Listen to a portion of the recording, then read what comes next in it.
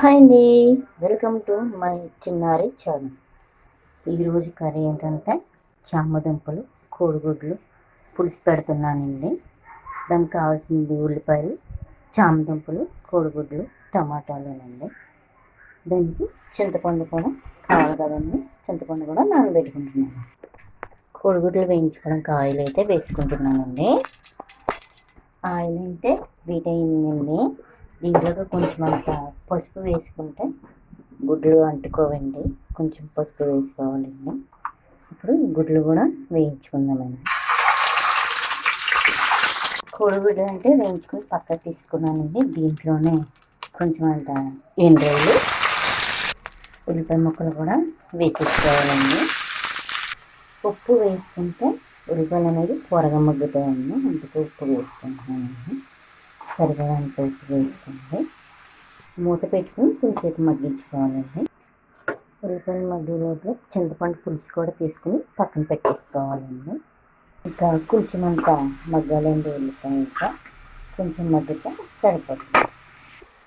ఇప్పటి వరకు మా ఛానల్ ఎవరన్నా సబ్స్క్రైబ్ చేసుకోకపోతే సబ్స్క్రైబ్ చేయండి, ఒక లైక్ ఇవ్వండి. మీరు చేసే ఒక లైక్తో నా వీడియో ఇంకో కొంతమంది దాకా చేరుతుందండి. ప్రతి ఒక్కరు లైక్ అండ్ సబ్స్క్రైబ్ చేయండి. ఈ వీడియో కనుక మీకు నచ్చితే మీ ఫ్రెండ్స్ అండ్ ఫ్యామిలీ మెంబర్కి షేర్ కూడా చేయండి. కామెంట్ కూడా చేయండి, కర్రీ ఎలా ఉందో ఏంటో కామెంట్ చేయండి. ప్రతి ఒక్కరు కూడా ఈ వీడియో ఫుల్గా చూడండి. ఫుల్గా చూస్తే అర్థమవుతుందండి. చాలా అంటే చాలా బాగుంటుందండి కర్రీ అయితే.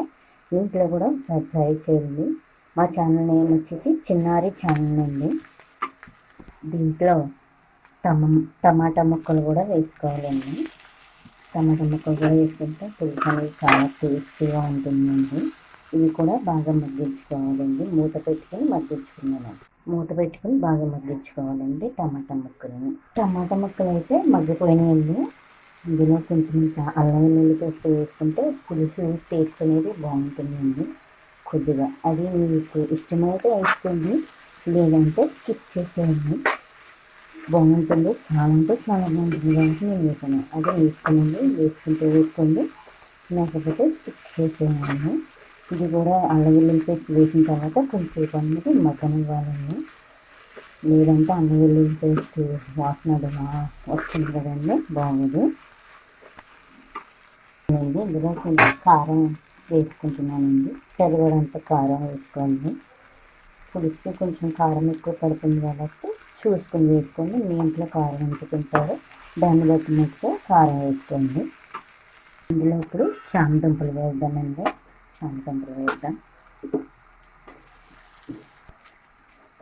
చామదుంపలు కోడిగుడ్లు అయితే మటుకు ముందు ఉడకపెట్టేస్తానండి. పులుసు కూడా వేసేసానండి.